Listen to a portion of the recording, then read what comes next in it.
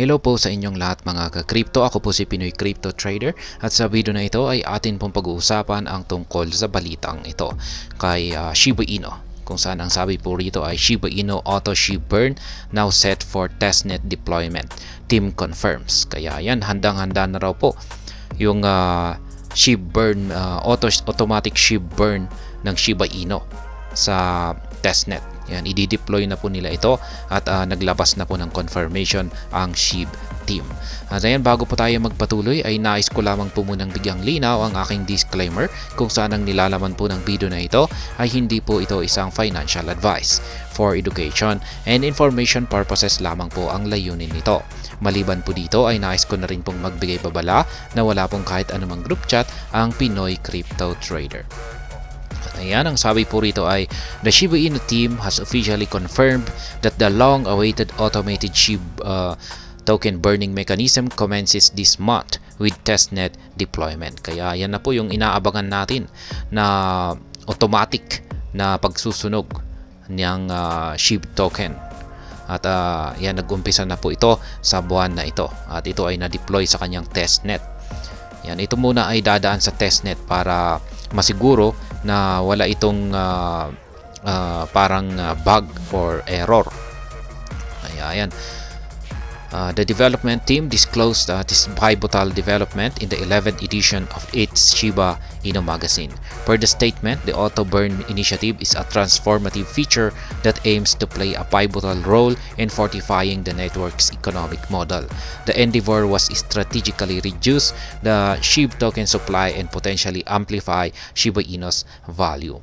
Kaya yan po yung layunin po sa mga hindi po nakakaalam ay ang layunin po ng Auto Burn initiative na ito or yung pagsusunog ng Shiba Inu ay para mabawasan po yung napakalaking supply ng Shiba Inu token. At syempre kung pag nabawasan yung kanyang malaking supply ay magdudulot po ito sa paglago or pagtaas ng presyo ng Shiba Inu token. Ayan, Shiba Inu auto deploys on testnet first. Kaya yan, inumpisahan po nilang i-deploy ito sa testnet. Kaya gaya nga ng sinabi ko kanina ay para matesting po ito. Para hindi po siya papalya kung pag nailagay na po sa mainnet. Kaya yan, notably the journey towards automation kicks off this month, January. The Shiba Inu team noted that they will first deploy the automated SHIB token burn system on Papinet for rigorous testing. Ayan, mauuna muna dito kay Papinet. The initial phase is crucial for refining the mechanism, ensuring efficiency, and bolstering reliability before transitioning to the mainnet. During the testing period on Papinet, users can anticipate witnessing multiple upgrades as the Shiba Inu team fine-tunes the automated burn process. Kaya yan, ito po yung Papinet, ay ito na rin po yung testnet. Yan, dito po muna dumadaan yung mga bagong mga projects para matesting po nila ito at masiguro nilang hindi ito magkakaroon ng problema kapag nalipat na po sa mainnet. These upgrades are designed to optimize performance and transparency, laying the groundwork for seamless transition to the mainnet. Kaya yan, maliban po dyan, yan, yung testnet na tinatawag po nilang Papinet ay para makapag-isip na rin po sila ng ibang mga paraan or upgrades para mas ma-improve yung kanyang performance at saka transparency. While live, the automated burn process will function based on predefined rules. According to the Shiba Inu, the action injects a new level of efficiency and transparency in the token burning mechanism. Shiba Inu incinerated $476,000 with manual burns. Kaya yan naman po. Kasi wala pa kasing automated burns, kaya yung ginagawa po ng SHIB team ay yung manual, mano-mano na pagsusunog. At umaabot na po yung kanilang nasunog sa $476,000 na halaga ng Shiba Inu tokens.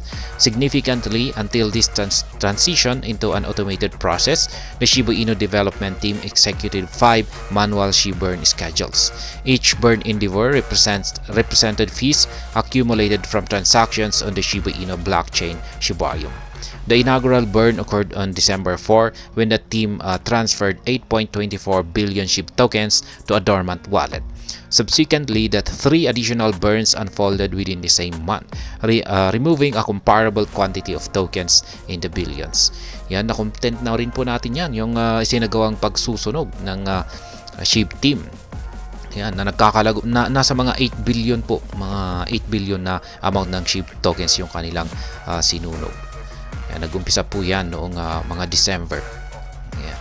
In the latest SHIB burn notification from the team this year, a substantial 9.351 tokens were eradicated. Collectively, the Shiba Inu team has effectively removed over 43 billion Shiba Inu tokens from circulation. According to the disclosure, the 5 manual burns equated to approximately 200 Ethereum tokens, valuing $476,000 at that time. Kaya yan po. Ito po yung total na amount ng Shiba Inu token na sinunog ng ng Shiba Inu team. Umaabot po yan sa 43 billion na Shiba Inu tokens. Manual po. Yan sa paraan na manual burning. Yan na isinagawa ng Shiba Inu team. At yan po ay nagkakahalaga ng $476,000. Ayan.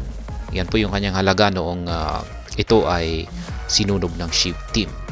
Yan po ay equivalent sa 200 Ethereum tokens. Kaya yan. At least yan po yung update natin tungkol sa automated na burning mechanism para dito kay Shiba Inu. Kaya automatic na po yan.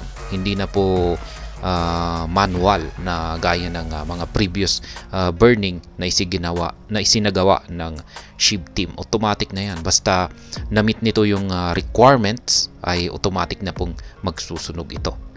Kaya ayan, hanggang dito na lamang po tayo sa video na ito.